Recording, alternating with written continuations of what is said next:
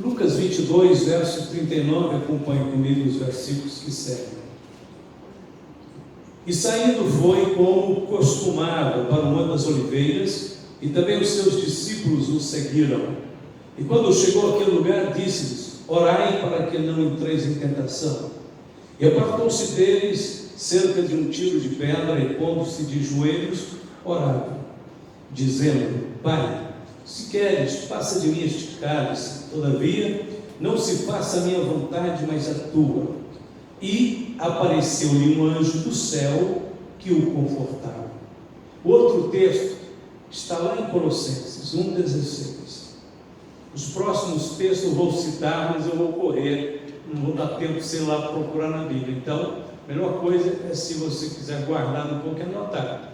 E, claro, vou tentar depois colocar a mensagem gravada na internet. Aí fica fácil você rever. Mas os assuntos são muito importantes essa noite. Colossenses 1,16.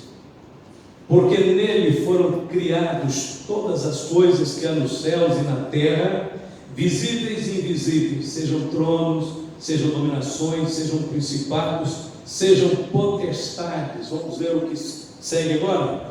Tudo foi criado por Ele e para Ele. Aqui está o desígnio da criação. Por que existimos? Deus nos criou e nos criou para Ele. Glória a Deus. Vamos agora fazer uma breve oração. Querido Deus, Pai Todo-Poderoso, obrigado pela Tua palavra que nos instrui, que nos anima, que nos renova e que nos dá, Senhor, a perfeita visão da Tua vontade. Abençoe todos que se fazem presentes e aqueles que por esta palavra em outros lugares vão ser edificados também. Oramos por todos, em nome de Jesus. Amém. O objetivo da conversão é a nossa completa entrega a Deus. Porém, a conversão não é a prova de que já entregamos tudo a Deus. As pessoas se convertem por vários motivos. Pessoas que convertem por causa de apertos financeiros, doenças, desavenças, decepções afetivas, medo da morte, fracasso econômico, falência. Muitas pessoas vêm para a igreja e contam depois porque vieram. Então nós sabemos que as razões que levam a pessoa à conversão são várias. Nenhuma delas convertem a Deus porque querem entregar-se totalmente a Deus.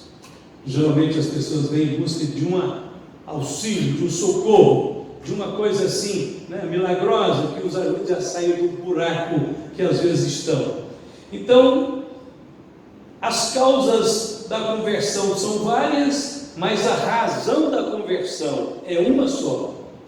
A razão da conversão é que nós possamos chegar ao ponto da rendição e da entrega total a Deus. O maior desafio que nós enfrentamos depois que aceitamos a Cristo é vencer o ego.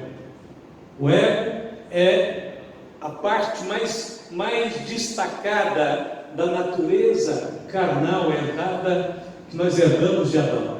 Daquela natureza que a Bíblia chama de carne, aquilo que produz exatamente o que é contra a vontade de Deus. Então, quando convertemos e deparamos realmente com o Evangelho, nós vamos descobrir que a maior batalha, o maior desafio que nós enfrentamos para conosco mesmo em relação à chamada de Deus, aquilo que nós chamamos de conversão, é o vencer o ego, é colocar o ego à parte e permitir que a vontade verdadeira de Deus se cumpra em nossa vida. O objetivo final da salvação, ele é expresso num versículo que eu estou repetindo ele aqui volta e meia. Ele está em 1 Coríntios 15 e 28, que já vou ler, por isso talvez não dê tempo de se encontrar, mas 1 Coríntios 15, 28 diz: e quando todas as coisas lhe estiverem sujeitas, então também o mesmo Filho se sujeitará àquele que todas as coisas lhe sujeitou, para que Deus seja tudo em todos. Aqui neste versículo, a palavra que está destacada e repetida várias vezes é a palavra sujeição. A ordem do reino é exatamente a sujeição. O que aconteceu quando o homem pecou? Ele deixou de se sujeitar a Deus. Ele sujeitou a uma segunda vontade alheia à vontade de Deus. Então todo o processo da salvação, da conversão, tem que levar o homem à rendição. Senão não será salvação. Senão não será conversão. Pode ser que o homem venha por apertos, mas ele vai encontrar na igreja, ele tem que encontrar na igreja o evangelho verdadeiro que o desafia a render-se completamente a Deus. É por isso que nós ficamos completamente, às vezes, revoltados com determinados evangelhos que tem por aí, que não coloca o homem diante desse confronto, deste desafio. E aí ele poderá ser tudo, menos um verdadeiro cristão. Ele poderá ser um religioso de uma seita qualquer, mas ser um cristão, o evangelho desafia o homem a se sujeitar a Deus, porque aqui na ordem, até o filho se sujeita ao pai. Então, por que nós não sujeitaremos ao filho? E a Bíblia diz que as coisas só vão entrar em ordem. Deus só vai colocar as coisas na ordem da criação original, quando tudo estiver sujeito a Jesus. E quando tudo estiver sujeito a Ele, Ele se sujeitará ao Pai, para que o Pai seja tudo em todos. A ordem do reino é sujeição. E a Bíblia diz: todas as coisas lhe estiverem sujeitas.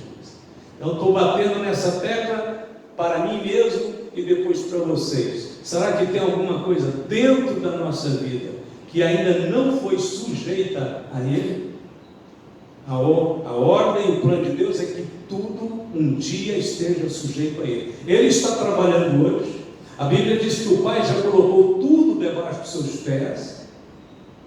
E a Bíblia diz que isto só vai consumar quando não houver nenhum foco de rebelião no universo.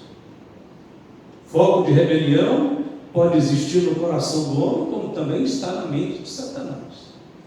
Igualmente, e às vezes há homens que conseguem fazer até parecer pior. A rebelião humana não é menor do que a satânica. Às vezes ela é tão grande, tão danosa, tão sutil como a satânica.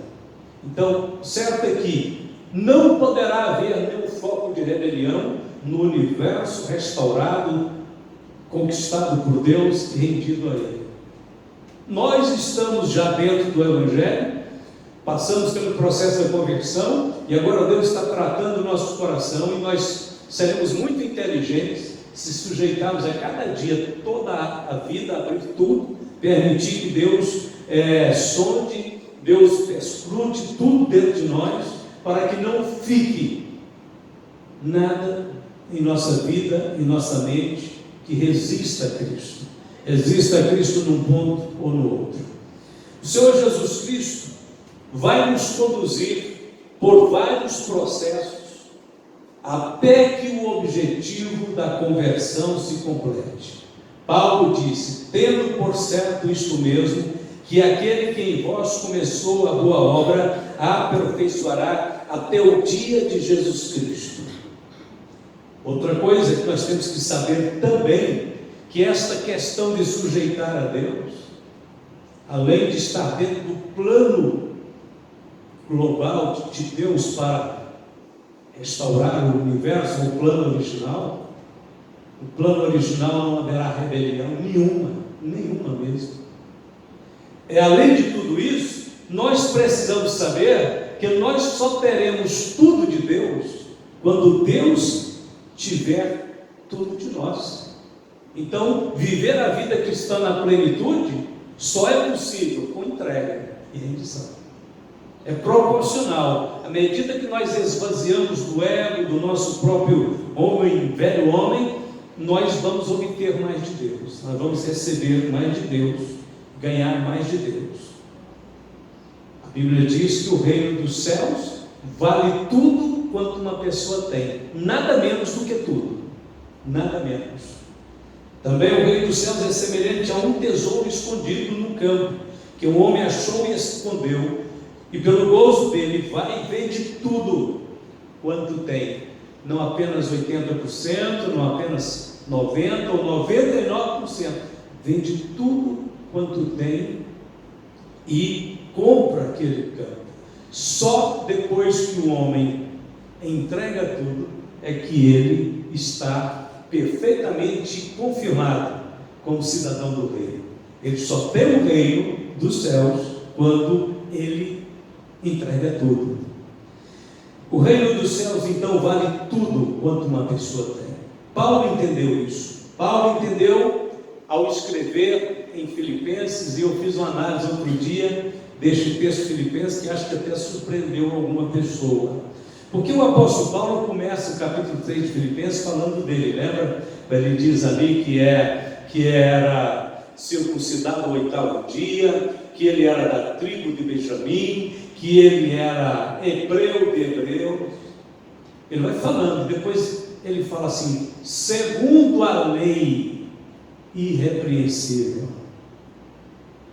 E eu cheguei a um pensamento que nós temos que achar uma interpretação para esta expressão de Paulo, segundo a lei eu era irrepreensível. Porque de fato, o maior mandamento da lei, que o próprio Senhor Jesus interpretou junto com o doutor da lei que estava conversando com ele, foi o seguinte mandamento: amar a Deus sobre todas as coisas, todo o coração, toda a alma, e o próximo como a ti mesmo. Não é estes os maiores mandamentos? Jesus disse assim: destes dois depende toda a lei dos profetas.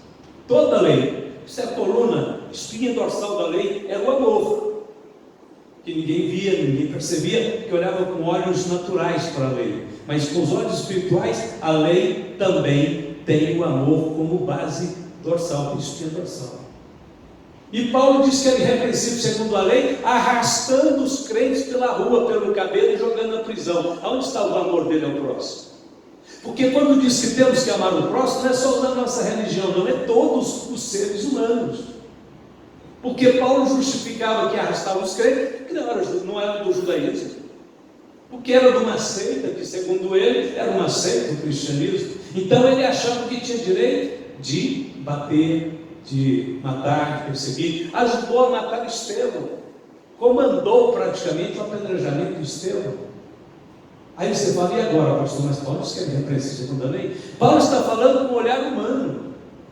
Paulo está falando com a formalidade religiosa. Paulo está falando dos formatos humanos que agrada um homem agradando o outro. Dentro dos moldes religiosos da sua época, Paulo era de fato, aparentemente, um irrepreensível. Mas ele não era irrepreensível diante de Deus. Quando Jesus cercou ele na estrada de Damasco, ele disse: Saulo, Saulo, por que me persegue? Duro é para te reconciliar contra os aguilhões. Paulo estava muito longe de fazer a vontade de Deus. Porque se alguém fosse verdadeiramente no espírito da palavra irrepreensível segundo a lei, seria obediente à lei e à palavra e a Deus. E Jesus disse: você não está me obedecendo? Você está me perseguindo, isso sim. Mas deixa eu voltar então à sequência de Paulo. Depois que ele narra aqueles requisitos que ele dizia ostentar-se, né? Ele chega e diz: mas na verdade tenho também por perda todas essas coisas. Segundo o status e o conceito humano, Paulo era um rabino, um homem conceituado, um homem que podia ostentar títulos, um homem que tinha uma honra muito grande entre os mais ilustres do seu país. Então é o seguinte, aos olhos humanos e socialmente falando, religiosamente falando, tudo bem, Paulo estava dentro daquele status mesmo, ele possuía uma posição de grande envergadura, de grande respeito. Mas ele diz: perdi, joguei fora, coloquei de lado todas essas coisas. pela excelência do conhecimento de Cristo Jesus. Aí Paulo chega onde Deus queria que ele chegasse, porque Paulo achava que ele era um ilustre rabino que podia perseguir os cristãos. E este conhecimento que ele diz que está tentando conquistar agora, que ele chama de excelência do conhecimento, aqueles a quem ele arrastava tinha esse conhecimento e ele não.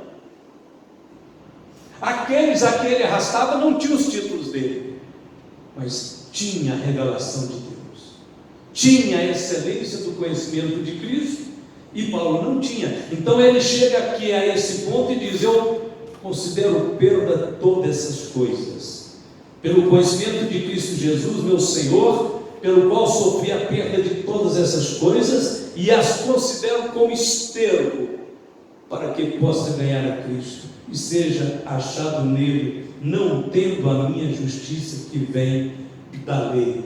Ele era um transgressor da lei, ele não é um cumpridor da lei, mas a que vem pela fé em Cristo. Agora sim ele falou tudo. Se um homem, se qualquer ser humano quer ter alguma justiça que Deus aceite, esta justiça tem que vir da cruz, do sacrifício. Só Jesus pode conferir isso ao homem, ninguém mais pode obter isso, em lugar nenhum, em esforço nenhum, com conhecimento nenhum, com estudo nenhum. É pela fé, e por isso Deus colocou pela fé, porque o analfabeto pode ter fé, aquele que nunca aprendeu a ler pode ter fé, aquele que nunca estudou escatologia pode ter fé, aquele que nunca foi no seminário pode ter fé, e a fé justifica o ímpio. Glória a Deus.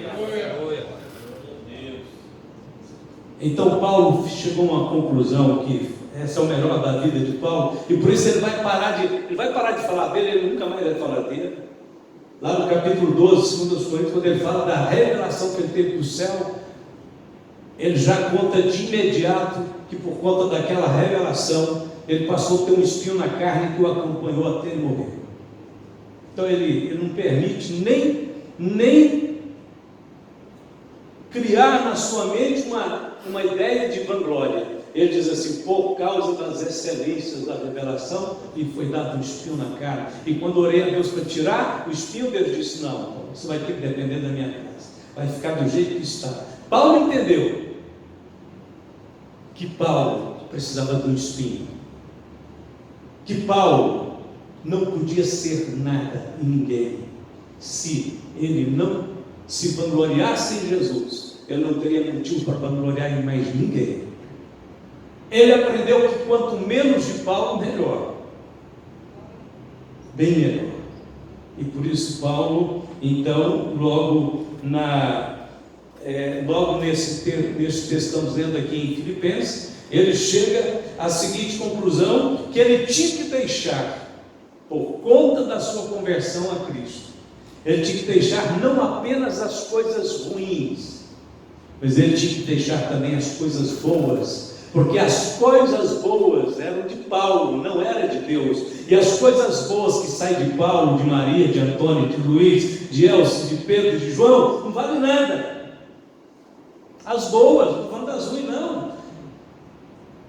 Lamentavelmente, na maneira superficial de ser cristão, nós achamos que era uma vantagem muito grande quando vinha um ex-drogado, um ex-presidiário contar para nós as coisas ruins que ele fez antes de conhecer a Cristo. E aí ele contava, a gente chorava, e quando ele chegava ao ponto, dizia: irmão, por conta de Jesus eu deixei a droga, deixei o crime, deixei isso, deixei aquilo. O que você deixou por conta de Jesus? Uma miséria dessa? É isso? Você acha que está honrando Jesus por ter deixado um crime por causa dele? Você tem que deixar as coisas boas que você acha que tinha e fazia e que não valia nada. Essas já são ruins, não vale para homem, não vale para Deus, não vale para ninguém. Mas a gente fica entusiasmado: nossa, esse moço converteu no crime, disso, daquilo, e agora ele conta isso, onde ele vai e a igreja enche e tal. Aí a gente fica impressionado. Não, eu fico impressionado hoje é quando o homem chega e diz: irmãos, eu tinha o respeito da sociedade, eu era um pai exemplar, era uma esposa exemplar, mas quando eu conheci a Cristo, eu descobri que isso tudo era trapo de imundícia. Eu descobri que isso tudo era uma capa que eu vestia para esconder um homem corrompido, perverso e mau. Todos me aplaudiam, mas quando eu me confrontei com Cristo, a luz da vida, eu descobri que aquele homem empanado era como um sepulcro caiado. Não deixei crime, não deixei tráfico, não deixei droga, eu deixei de ser aquele homem falso, hipócrita, enganoso, ostentador, que queria aplauso, queria elogios, queria ser cortejado, queria que andasse atrás dele para não estar em algum lugar e ser a estrela do lugar. É aquele homem que não vale nada, que a sociedade aplaudia, mas que, confrontado com Cristo, não vale nada. Todo mundo aí fora quer ser como aquele homem. Por quê? Porque estão todos cegos, porque estão todos mergulhados no egoísmo, no reino do egoísmo, no reino do homem. É aquilo que representa o secularismo, o humanismo. É aquilo que representa a sociedade que nós vivemos, onde as palavras-chave é ostentação, empoderamento, não sei mais o que. Isso é tudo um reflexo do ego apodrecido do homem sem Deus.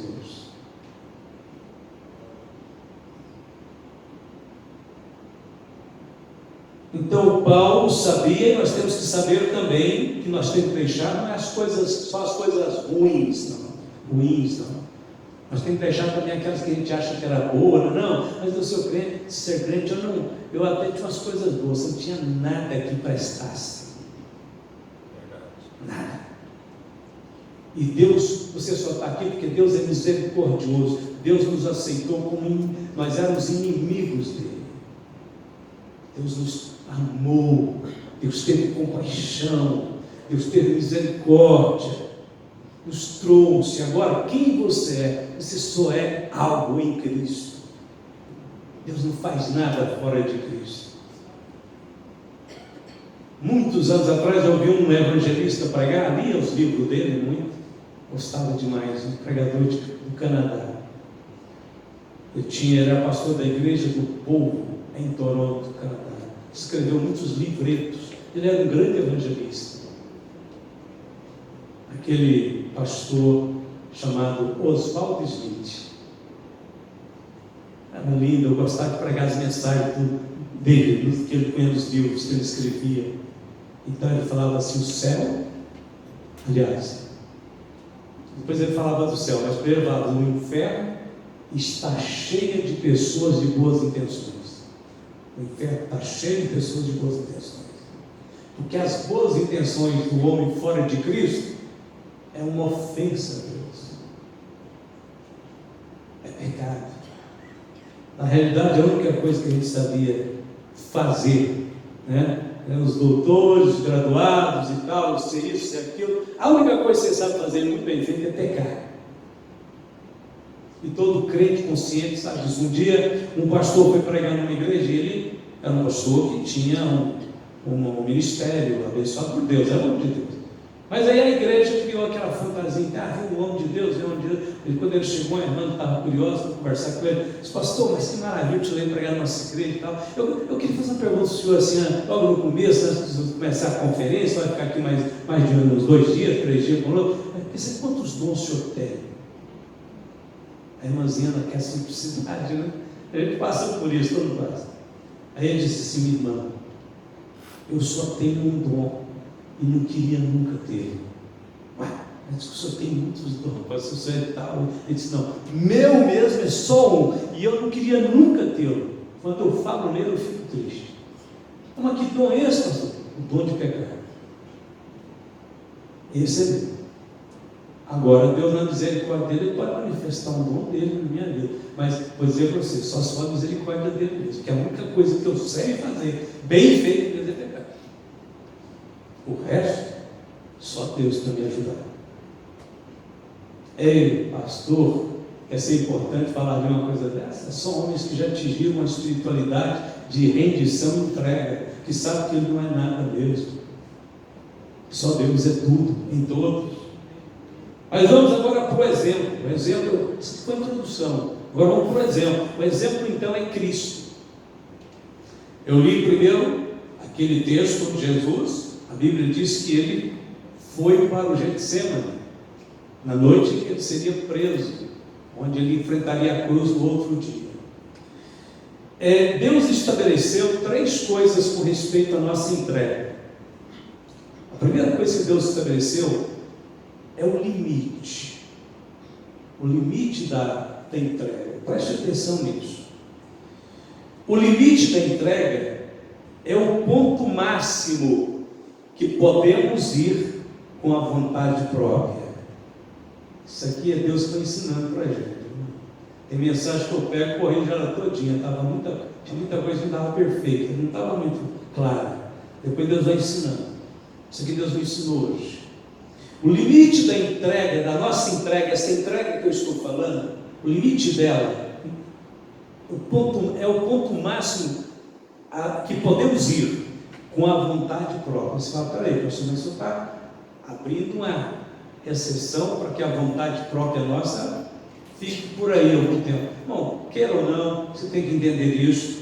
Se Deus exigisse que na hora que você converteu, você ficasse perfeito, conhecesse tudo isso, ninguém fala na igreja. Nós viemos com uma porção de defeito, ainda estamos com muitos, mas Deus vai tirando. Quando diz respeito à condenação do pecado, o sangue limpa tudo. Se você morrer, é igual o ladrão que estava ao lado de Jesus. Jesus disse, quando ele creu que Jesus era Senhor e tinha um rei, e pediu a ele para ajudá-lo, Jesus disse, hoje você estarás comigo para o paraíso. Mas se você não converteu, no dia que converteu, não morreu, aí você vai ter que trabalhar, deixar Deus trabalhar na sua vida. O processo aí da desarraigar o velho homem, tirar esse império do egoísmo. Então aqui fica claro pela palavra de Deus que Deus permite que andemos por um longo tempo com a nossa vontade própria. Você é crente, está na igreja, está ouvindo a palavra de Deus, mas impera em você a vontade própria. Não é a vontade de Deus ainda, você ainda não cedeu a vontade de Deus inteira. A essas alturas da nossa caminhada cristã aqui, só Deus pode avaliar isso, não compete, nenhum homem algum daria conta de fazer isso, então jamais eu faria isso. Mas cada um de nós aqui temos uma proporção ainda de vontade própria, forte, às vezes dentro de nós, e uma proporção percentual da vontade de Deus. Você oscila entre esses dois caminhos.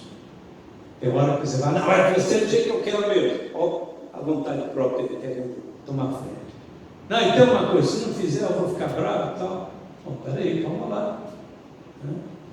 E há um percentual da vontade de Deus, que num quebrantamento, numa campanha de avivamento, num momento em que Deus toca e fala, Senhor Jesus, eu quero fazer tua vontade, Senhor, e tal. Que bênção. E aí vai diminuindo a vontade própria e crescendo a vontade de Deus dentro de nós. Mas Deus permite que a gente ande até por um longo tempo, às vezes, dentro da nossa vontade própria. Mas o limite da entrega vai chegar. Deus vai permitir um tempo. É permissível, você está em processo de aprendizagem, de crescimento, de trabalho de Deus. Mas vai chegar um ponto em que Deus vai dizer, agora eu quero tudo. Algumas pessoas Deus vai falando, vai tocando, Deus vai tratando. Agora eu quero tudo. Quando chega neste ponto, Deus pode permitir que circunstâncias, perseguições, decepções, injustiça, até fracasso e doença, desemprego, abandono, angústia, tristeza, Ele pode permitir que qualquer uma dessas coisas desabem sobre você para te quebrantar.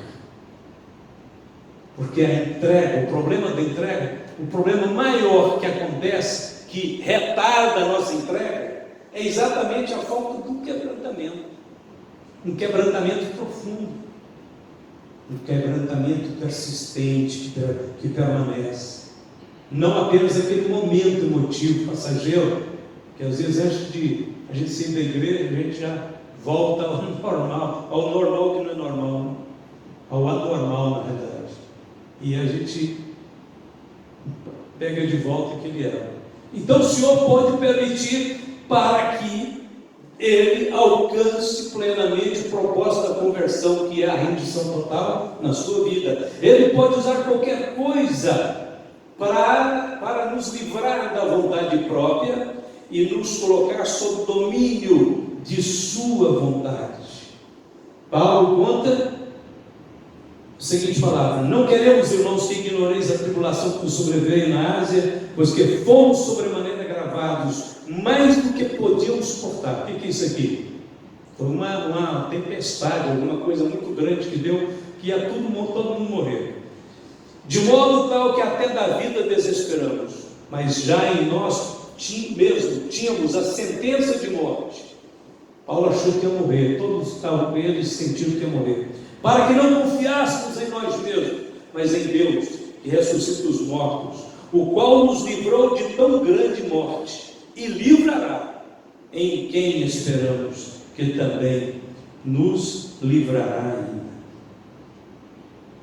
Paulo também não teve essa transformação imediata. Naquele dia que ele caiu na estrada de Damasco, ele disse: quem é, Senhor, quem queres que eu faça? O Senhor disse que ia ensiná-lo. O Senhor disse para Ananias: vai, Ananias. Mas ele é perseguidor, Senhor, ele está matando os crentes. Vai, Ananias. Ele é para mim um vaso escolhido, e eu lhe mostrarei o quanto deve padecer pelo meu nome. Padecer ali é um quebrantamento. Segundo, o limite da entrega é o ponto onde podemos demonstrar a nossa fé. Olha, a nossa fé só tem valor o dia em que você puder demonstrá-la de forma efetiva. Quando a gente fala que tem fé, mas não houve ainda nenhuma prova, nenhum teste realmente que você tem que ficar estribado só em Deus, agarrado com o Senhor, apegado a Ele, até que chegue esse dia, esse momento, que você tem uma circunstância, um problema, que você vira as costas para outras saídas, A, B e C, e diz: não, fico com o Senhor. Até esse dia, se você não virar para o Senhor e segurar só nele, a sua fé não tem valor nenhum. Sua fé é só verbal ainda. Tem gente falando que ele está fé em Deus e tal. Acontece qualquer um probleminha, ele corre, quer pôr a causa dele na mão do juiz, do advogado, do A, do B, do C, qualquer doencinha, corre atrás do médico. Antes de mais nada, que ele só pensa no médico. Olha, você só provará que realmente tem fé e confia em Deus quando você primeiramente se agarrar em Deus naquela circunstância. Se Deus te guiar a um tratamento médico, aí você vai. Mas você não confiou primeiro nos homens, você confiou primeiro em Deus. E você só foi porque você teve a certeza que aquele que podia te curar quer usar outro meio. Aí mesmo assim você vai dizendo: é o Senhor que vai me curar. Você não parte para a ignorância já: vou processar, vou fazer isso, fazer aquilo. Não, mas peraí, você não confia em Deus, não?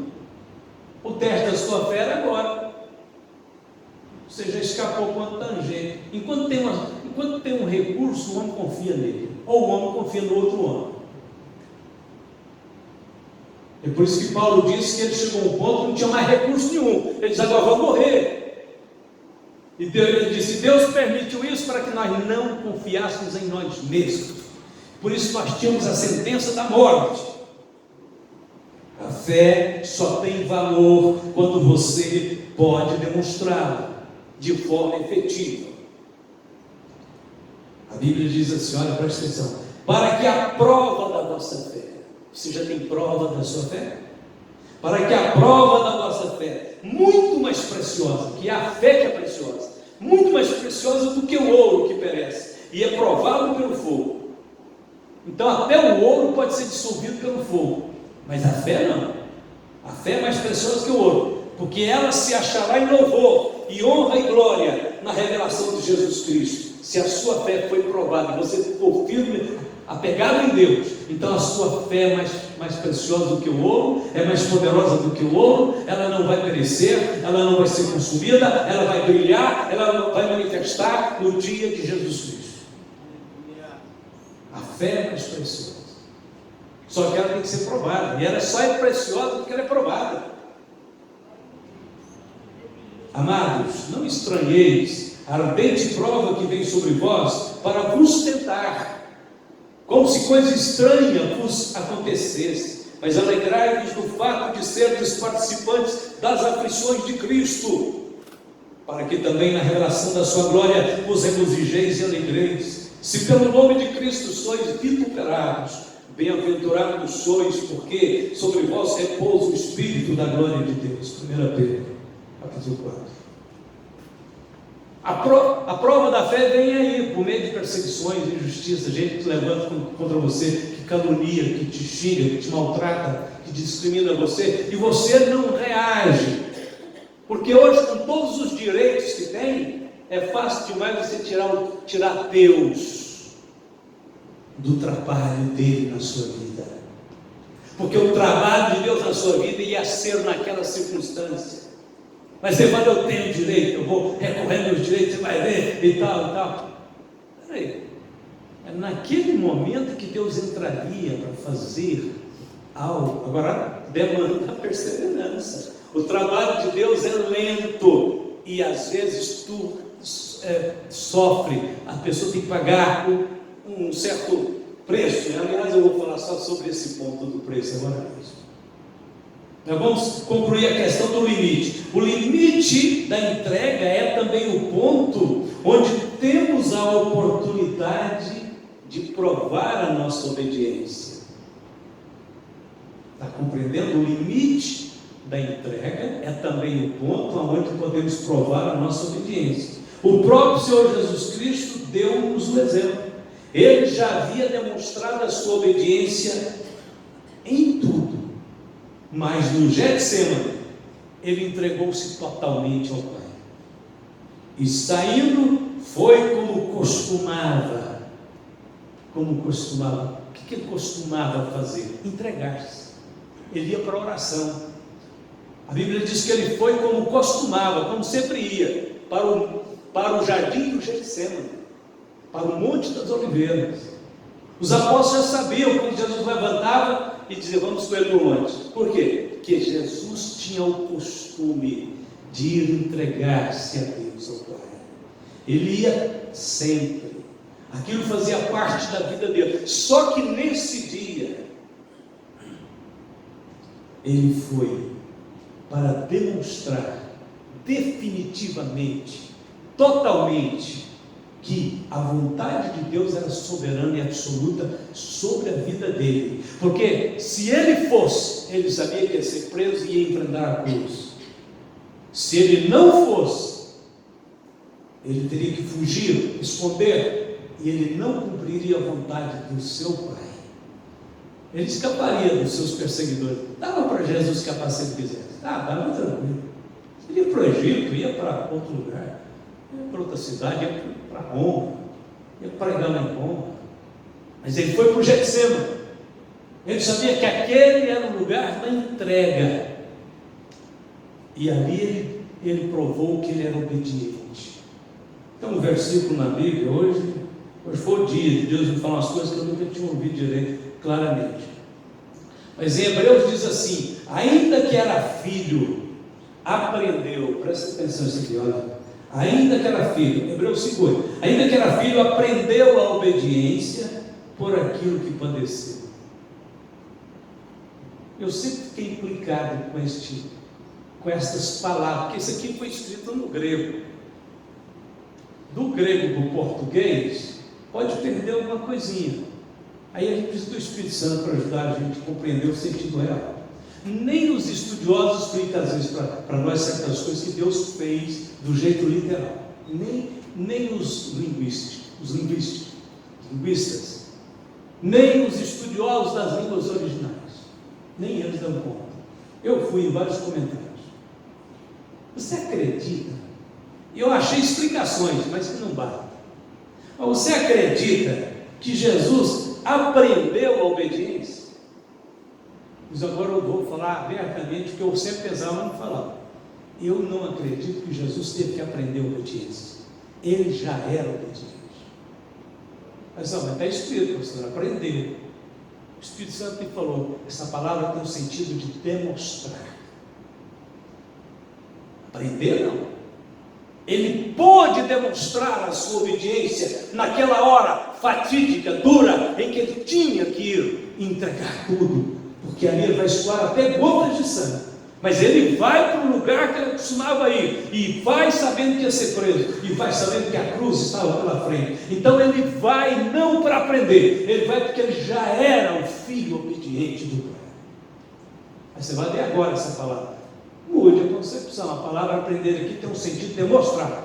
É isso que o Espírito Santo me falou.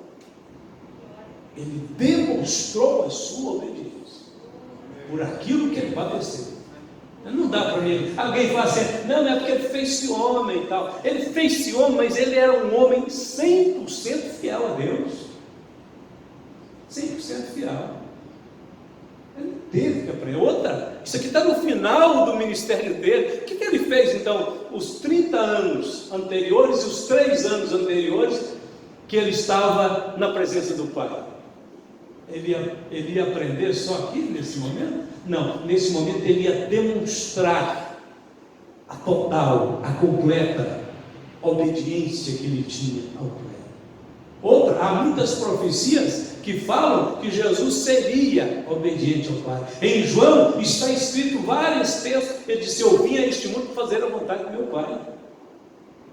O próprio Senhor Jesus falou, eu vim fazer a vontade do meu Pai.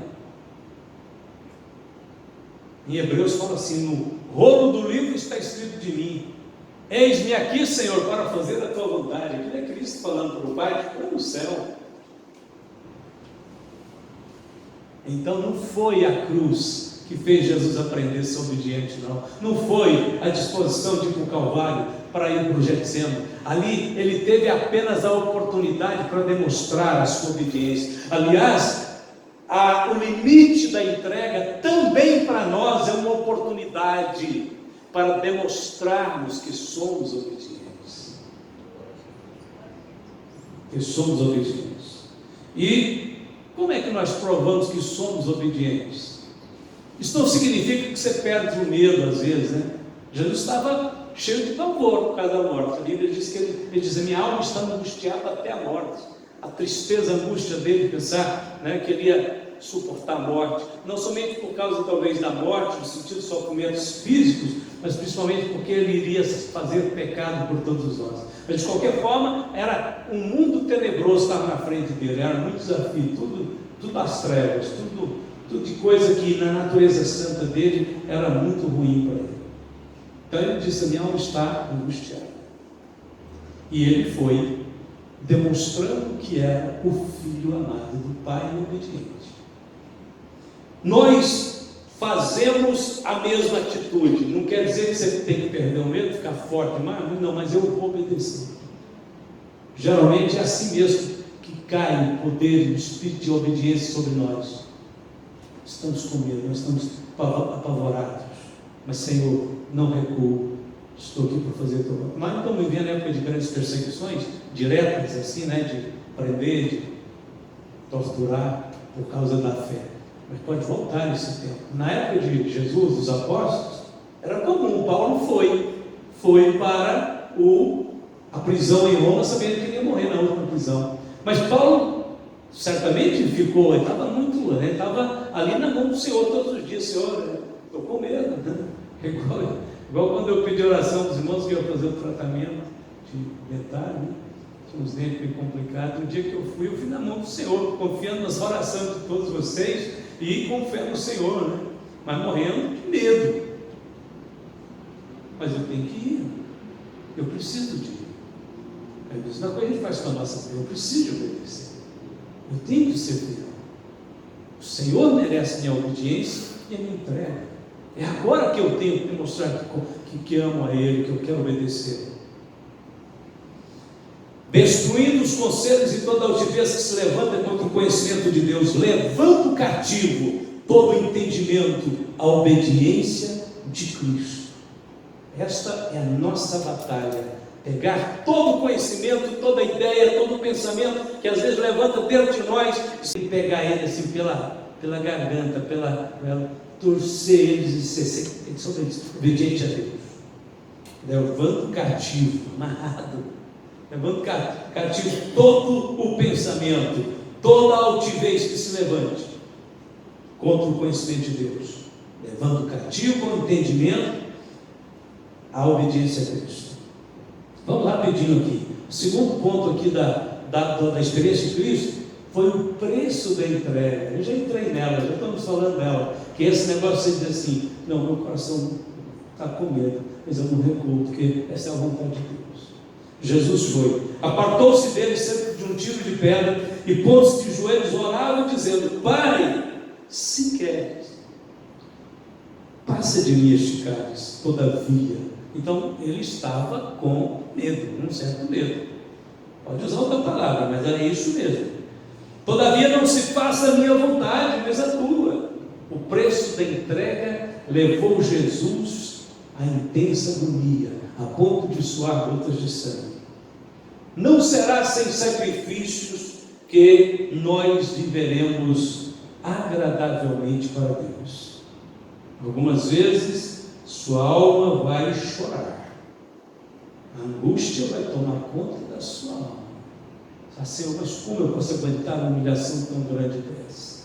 Como alguém pode fazer uma afirmação tão leviana desse jeito contra mim, contra a minha família, contra meus filhos? E aí você vai angustiar, você vai para a oração, vai para o jardim. Jesus costumava fazer isso e fez mais uma vez. Nós temos que acostumar a fazer isso e fazer mais uma vez, e mais uma vez, e mais uma vez, até um dia estarmos com Ele. Como eu posso, Senhor? Ele vai dizer: você não pode, mas eu posso em você. Fica na minha força. Entrega, rende, deixa eu fazer tudo na sua vida. Paulo sabia disso, e Paulo disse o seguinte uma certa feita. Ele diz assim: por amor de ti, Senhor, somos entregues à morte todo dia, fomos reputados como ovelhas para o matador. Isso que por forma da experiência dele. Na verdade, quando ele foi para a prisão em Roma, ele já vinha exercitando uma entrega incondicional a Deus. A mensagem da entrega pode parecer estranha para aqueles que já ouviram sobre a suficiência da graça. Eles falam o seguinte: não por obras, né? Mas pela graça.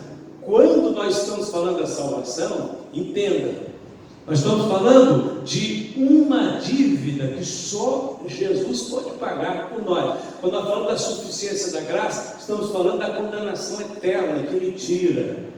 Agora, nós não estamos falando de salvação. Eu estou falando aqui nesta noite para aqueles que são salvos e que pretendem estabelecer uma união perfeita com o seu Salvador. Eu não estou questionando a salvação. Eu estou avançando a espiritualidade e a vida nossa para uma entrega efetiva e completa, que vai refletir-se, que vai ser necessário em muitas circunstâncias da vida. Você tem que fazer isso, a esposa tem que fazer isso em certo momento, o esposo tem que fazer, os filhos têm que aprender sobre isso. Imagina um filho, uma filha sua chegar na escola chorando: pai, fui discriminada. Os alunos falaram isso para mim. Tem um aluno lá que vive falando isso. A professora não deu nem moral quando eu contei para ela, foi contra mim. E chega chorando: seu filho, vamos orar. Vamos para o quarto, vamos orar. Jesus, cuida, Pai. Nós não vamos levantar, nós não vamos brigar, nós não vamos debater. Alguém chega: mas é direito, hoje nesse mundo você pode reclamar, você pode processar, você pode isso. Não, eu sou cidadão do reino de Deus. Nós vivemos segundo a vontade de Deus. É agora que nós estamos sendo provados na obediência, na fé, na dependência de Deus. Então você tem que ensinar os seus filhos isso, né? Você tem que praticar isso. A entrega, o preço da entrega. O preço da entrega, às vezes, é isso que Jesus sofreu aqui. Lá no Getsemane, ele ficou lá, ele não saiu Faça-se a tua vontade, Senhor. É perfeitamente razoável pagar o preço da entrega, porque nós pagamos o preço da entrega por alguém que é totalmente digno de toda a nossa vida, de toda a nossa renúncia e de todo o nosso sacrifício. Nós pagamos o preço da nossa entrega para o nosso Salvador, para vivermos em comunhão íntima e pessoal com Ele. Agora, se há uma coisa também, quando você compreende e faz isso diante dos homens, às vezes humilha, às vezes não, humilha muitas, o tempo todo. Agora, se há uma coisa que acontece com você, é que quando você estiver diante do inferno, deste mundo maligno que existe aí, Satanás e os seus demônios vão respeitar a sua comunhão com Deus. Tá certo? Se ele tiver em alguém, se tiver numa pessoa que está te oprimindo, essa pessoa não vai suportar, não vai aguentar olhar para você, porque na sua humildade, na sua obediência a Deus, você estabelece que a glória de Deus resplandece sobre a sua vida e as trevas não podem suportar. Não é o que ninguém te deu, não é o que ninguém assinou por você, ninguém intercedeu por você, aí fora no plano humano, é o que Deus fez por você. Ele cuidará das tuas causas. Paulo disse: já estou crucificado com Cristo. Essa entrega eternamente. Vivo não mais eu, mas Cristo vive em mim, e a vida que agora vivo na carne, vivo na fé do Filho de Deus, o qual me amou. Então Ele merece nosso sacrifício e entrega. Ele me amou e a si mesmo se entregou por mim. No final do século XIX, começo do século XX, Deus salvou um homem lá nos Estados Unidos, um rapaz. Eu devia estar com seus 17 anos. Naquela época ele era o jogador, eu não sei nem como é que é esse jogo direito, eu sempre leio sobre a vida dele, mas eu dei uma olhadinha, disse que é uma espécie de um beisebol nos Estados Unidos, é o cricket, não sei se fala cricket, pode te dar o nome, irmão Albino, sempre falar dele, como é que seria a pronúncia, é cricket. Ele era o jogador mais famoso do mundo na época, o mais bem cotado, melhor. Mas naquele momento em que ele estava no auge da fama, com seus 17 anos, jogador de cricket, na Inglaterra, aliás, nos Estados Unidos, Inglaterra, ele viu o irmão dele, que também era jogador, famoso também, morrendo. Deu uma doença lá, jovem, ele viu o irmão na cama, no leito, e viu o irmão morrendo. Quando o irmão dele morre ali na frente, ninguém pode fazer nada, ele acorda para a realidade espiritual. E ele lembra da palavra de Deus que já tinha sido pregada para ele. E ele desesperadamente procura Deus. Disse: Senhor, eu quero o Senhor. A vida não vale nada sem o Senhor. O lema deste homem vai ser que aproveita o homem ganhar o mundo inteiro para perder sua alma. Por que era o lema dele? Era esse. Porque ele era de uma das famílias mais ricas da Inglaterra. Além de ser famoso, um grande atleta, ele era riquíssimo. Só que ele converteu a Jesus da cabeça aos pés. Com seus 18 anos, 19 anos, ele entregou sua vida ao Senhor e disse: eu vou viver para Deus. Eu vou fazer tudo que Deus quer na minha vida. Eu não vou ter mais nenhuma ambição a não ser servir a Deus. O mundo naquela época, na Inglaterra, todo mundo parou para ver a conversão de Carlos Studd. Resumindo, Carlos Studd entregou a vida dele a Deus, passou 10 anos pregando na China, passou 6 anos pregando na Índia e passou 21 anos, até morrer, pregando na África. Quando ele estava com 21 anos, 20 e poucos anos, bem novo ainda, ele conheceu a moça que ia ser a sua esposa. Ela era outra jovem, consagrada a Deus, fiel a Deus, dedicada a Deus. Ela tinha uma chamada também missionária. Eles conheceram no campo missionário, aliás. E ele estava então preparando o noivado já, e ele chegou nela e disse: minha querida, nós vamos casar muito em breve, mas Deus tocou na minha vida que eu não preciso de ter nada deste mundo. Você sabe, eu sou herdeiro de uma das maiores fortunas da Inglaterra, disse. Ele disse, eu não quero que você fique triste, mas eu prometi a Deus que vou dar a metade de tudo que eu vou receber, eu vou dar para o reino de Deus, para a obra do Senhor.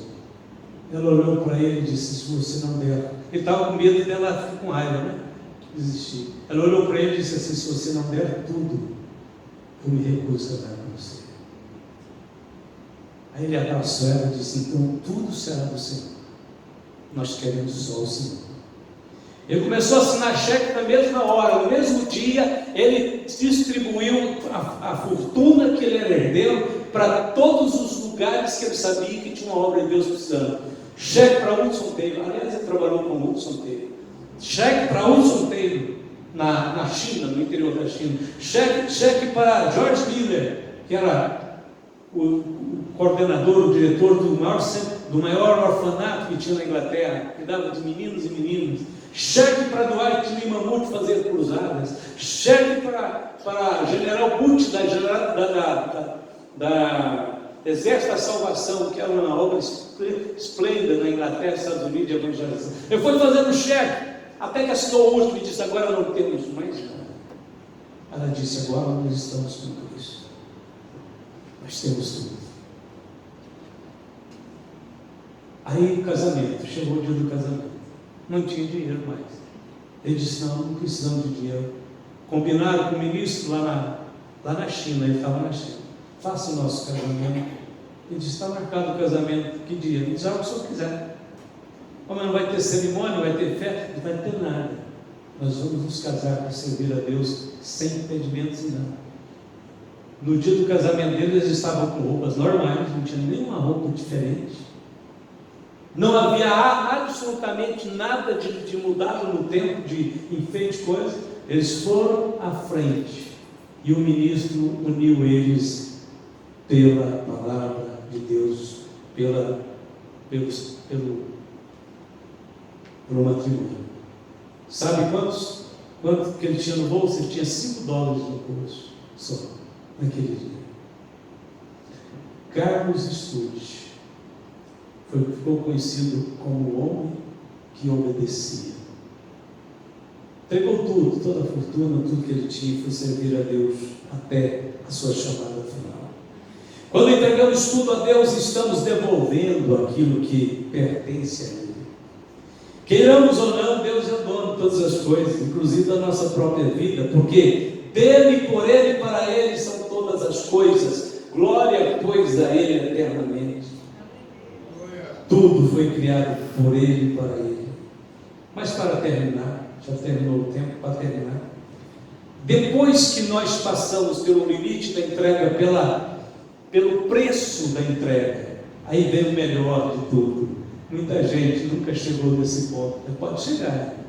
Sabe o que vem? A Bíblia diz assim, e quando Jesus estava orando lá no Getsemane, naquela maior agonia, apareceu-lhe um anjo do céu que o confortava. Depois de tudo, você experimenta a paz da entrega. Foi isso que Carlos Studd experimentou com a sua recém-esposa, casada recentemente. Quando eles entregaram tudo, eles abraçaram e disseram, agora nós temos Cristo integralmente e vamos viver para Ele. A paz da entrega. Um anjo desceu do céu e confortava o Senhor Jesus. Muitos cristãos desconhecem o que significa a paz da entrega. Relutam a vida toda com medo de entregar tudo a Deus e perdem o melhor de Deus. A entrega não é algo simples ou fácil de praticar. Porém, quando praticado, resulta em segurança e em paz. É preciso aprender a confiar totalmente em Deus toda a nossa vida, todos os dias da nossa vida. A paz da entrega faz parte da promessa do Senhor.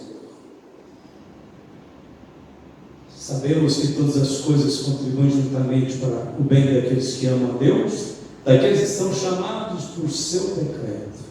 Porque os que antes conheceu também os predestinou para serem conformes à imagem de seu Filho, a fim de que ele seja o primogênito entre muitos irmãos. Cristo é o irmão mais velho, sigamos o exemplo dele. E aos que predestinou, a esses também chamou, aos que chamou, a esses também justificou, e aos que justificou, a estes também glorificou.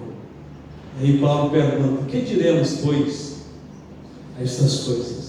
Se Deus é por nós, quem será contra nós? Aquele que nem mesmo seu próprio Filho poupou, antes o entregou por todos nós, como não nos dará também com ele todas as coisas? Quando entregarmos tudo a Deus, também teremos tudo de Deus. Curva sua cabeça. Pai Celestial, obrigado. Espírito Santo do Senhor, continua aplicando esta palavra em nossos corações, Senhor, levando-nos, Senhor, a este lugar profundo de comunhão, de compreensão espiritual, porque a nossa vida, Senhor, está sustentada, está ligada ao Senhor, não apenas às coisas, não apenas às bênçãos, mas ao Senhor. O Senhor é a estrutura, o Senhor é a torre forte, o Senhor é o escudo, o Senhor é nosso grande galardão, o Senhor é nosso tudo. Ajuda-nos, Senhor, a ver isso, porque nada trouxemos para este mundo e nada dele para nos levar, mas estaremos com o Senhor um dia eternamente. E no tempo que nos resta neste mundo, Senhor, nós possamos expressar, traduzir nossa entrega a Ti da menor maneira possível. Abençoe e guarde todos os meus irmãos em toda parte da terra, todos aqueles santos que foram chamados para viver integralmente a sua perfeita e santa vontade. Abençoe e guarde em nome de Jesus. Esta é a nossa oração hoje e sempre. Amém. Amém. E amém.